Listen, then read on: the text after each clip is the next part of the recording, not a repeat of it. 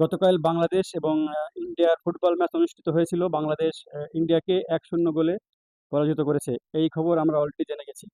আমাদের FIFA ranking, বাংলাদেশের FIFA ranking ১৮৩, ইন্ডিয়ার ফিফা র্যাঙ্কিং হলো ১৩৬।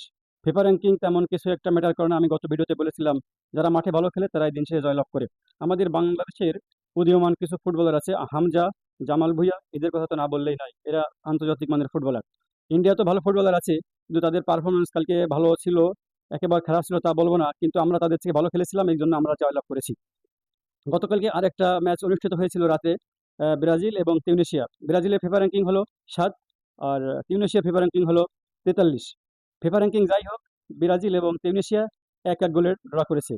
এই খবরও আমরা অলরেডি জেনে গেছি।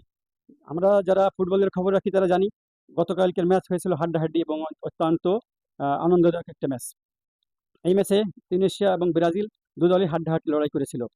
যাই হোক, গতকাল বাংলাদেশ জেতার পর অনেক বাংলাদেশের ফুটবল ফ্যান ইন্ডিয়াকে নিয়ে অনেক আজে-বাজে ট্রল করেছে। এটা আমরা অলরেডি দেখেছি এবং অনেক বাজে বাজে মন্তব্য করেছে। ঈদ মোবারক ইত্যাদি ইত্যাদি হ্যাশট্যাগ এবং ট্রলের মাধ্যমে দিয়েছে। ফুটবল একটা আনন্দের খেলা। এখানে কোন দল যখন ভালো খেলবে তারা সেই দল জিতবে।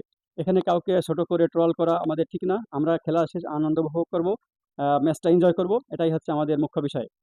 আর আমাদের এসপি কমপ্লেক্সের ৩য় তলায় ব্র্যান্ড হাউস শীতের পোশাক, সুন্দর সুন্দর শীতের শীতের পোশাক এরা তুলেছে। আপনারা এখান থেকে সুলভ মূল্যে পোশাক কিনতে পারবেন। সকলকে ধন্যবাদ।